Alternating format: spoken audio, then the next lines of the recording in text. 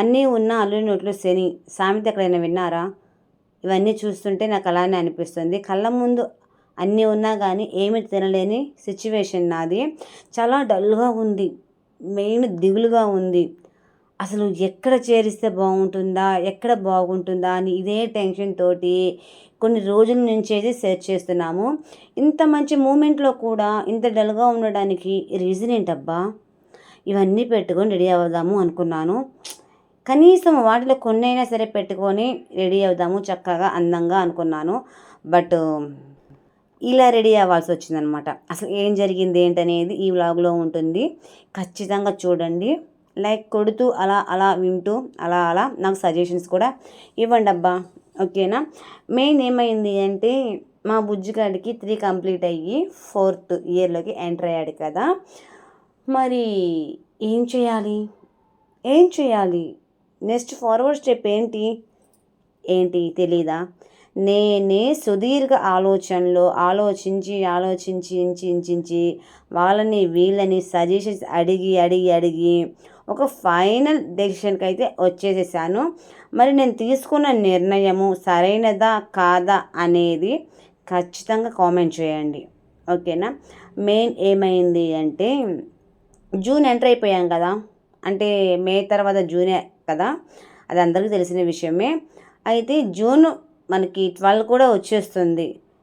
So ఇక్కడే మనకి ఒక ఇంపార్టెంట్ పాయింట్ ఏంటి అంటే ఎవరింట్లో అయితే చిన్న పిల్లలు ఉంటారో, ఓకేనా, అంటే మరీ చిన్న చిన్న కిడ్స్ కాదు, మరి మంత్స్ బేబీస్ అలా కాదు, ఎవరైతే స్కూల్కి వెళ్ళే పిల్లలు అయితే ఉంటారో, అంటే నర్సరీ టు ఇంకా ఎవరైనా అప్పర్, ఓకేనా, ఎవరైతే ఉంటారో వాళ్ళకి మస్ట్ అండ్ షుడ్గా జూన్ అంటేనే కొద్దిగా అబ్బా అబ్బా అనిపిస్తుంది. ఎందుకు?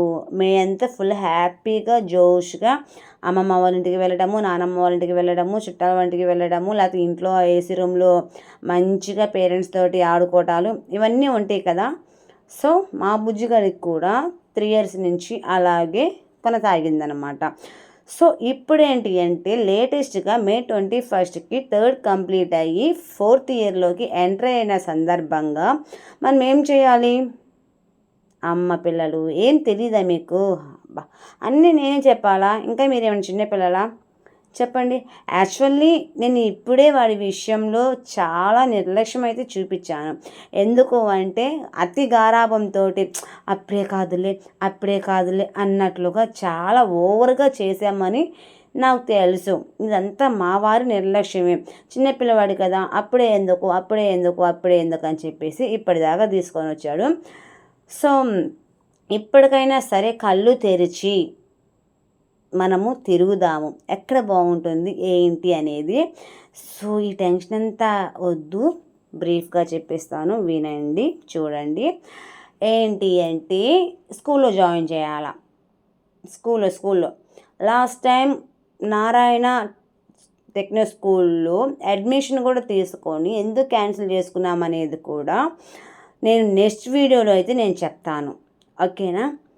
సో మరి అక్కడ తీసుకొని మళ్ళీ ఇంకొక స్కూల్కి సెర్చ్ చేయడం ఏంటి, అంత డల్గా ఉండడానికి రీజన్ ఏంటి అనేది ఈ వీడియోలో చెప్తాను.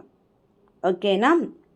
మెయిన్ ఏంటి అంటే ఇది మా బుజ్జిగాడి కోసము ప్రోటీన్ లడ్డు అయితే ప్రిపేర్ చేస్తున్నాను. ఇందులో ఆల్మోస్ట్ ఒక 9 ఐటమ్స్ నా దగ్గర ఉన్న ఐటమ్స్లో నేను చేస్తే 1 item 3, 7, 9, 12, 21, 40 ఇలాగ కొన్ని నెంబర్స్ అయితే నాకు ఇష్టమైనవి ఉన్నాయి. అలానే ఇంట్లో ఉన్న ఇంగ్రీడియంట్స్ అన్నీ కలిపి ఒకవేళ కొన్నే ఉంటే 7 ఉన్నా కానీ ఇంకొక ఇంగ్రీడియంట్స్ వేసి 7, 9 చేయొచ్చు, లేకపోతే ఏమీ లేకపోతే 3 చేయొచ్చు. ఇలాగా నేనైతే మంచిగా ప్రోటీన్ లడ్డు మా బుజ్జిగాడికి అయితే చేసేసాను. ఈవినింగ్ స్నాక్స్ కింద ఉంటుంది అని. ఈ ఒక్క లడ్డు ఎవ్రీడే తిన్న చాలు అండి, ఎముకల పుష్టి అంత స్ట్రాంగ్గా ఉంటుంది. మరి ఎలా చేశాను ఏంటనేది నెక్స్ట్ వీడియో అని చెప్పను. ఆల్రెడీ నేనైతే వాయిస్ ఇచ్చేసేసి వేరే ఛానల్లో అన్లిస్టెడ్లో పెట్టేసేసాను అనమాట. సో ఈ సోదంతా మాకు ఎందుకులే అనుకుంటారా, మెయిన్ అయితే వచ్చేస్తున్నాను, వినండి. సో నాకైతే నారాయణ టెక్నో స్కూల్ దగ్గరికి పంపించడం అయితే ససేమేర ఇష్టం లేదు. మరి ఎడ్యుకేషన్ బాగాలేదా, లేకపోతే అక్కడ ఏమైనా క్యాంపస్ బాగాలేదా, లేకపోతే స్ట్రెంత్ లేదా, లేకపోతే ఏమి బాగాలేక నేను పంపించలేదు అనేది కూడా నేను మీతో షేర్ చేసేసుకుంటాను. అయితే ప్రజెంట్ నాకు అక్కడ పంపించడం అయితే ఇష్టం లేదు. సో కొన్ని స్కూల్స్ అయితే చూద్దాము అన్న ఉద్దేశంతో ఒంగోలులో ఉన్న కొన్ని స్కూల్స్, అన్నీ కాదు, అన్నీ తిరిగేంత ఓపిక అయితే ఏజ్లో లేదులేండి నాకు. కొన్ని అంటే ఒక టాప్ 10 స్కూల్స్ మాత్రము తిరిగాము. తిరిగి అలసిపోయామండి. ఒక 5 to 7 డేస్ దాకా ఈ వీక్ అంతా తిరుగుతూనే ఉన్నాము. సో ఫైనల్లీ ఒక స్కూల్ అయితే వచ్చేసింది. సో అది బాగా నచ్చిందబ్బా, బాగా నచ్చింది. సో ఇదే మూమెంట్లో మరి ఎందుకు అంత డల్గా ఉన్నాననేది కూడా నేను చెప్తాను. ఇప్పటిదాకా బుజ్జిగాడితో చాలా మంచిగా హ్యాపీగా ఆడుకుంటున్నాం కదా. స్కూల్లో వేయడం అంటే నాకే కొద్దిగా డల్ అనిపించింది.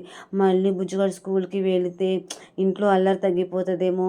ఎవరికైనా మదర్స్కి కిడ్స్ గోల్ చేస్తుంటేనే బాగా ఇంట్రెస్ట్గా ఉంటుంది. ఎంత ఓపికన్నా లేకపోయినా సర్దుకోవడము చేసుకోవటము.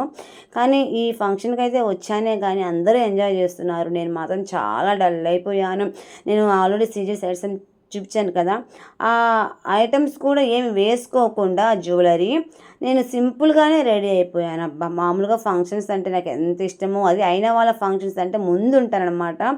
కానీ ఇప్పుడు ఇది అంత తెలిసిన వాళ్ళ అకేషన్ అయ్యుండి కూడా నేను నార్మల్గా రెడీ అవ్వటము, అందులోనూ డల్గా ఉండటము నాకే నచ్చలేదబ్బా.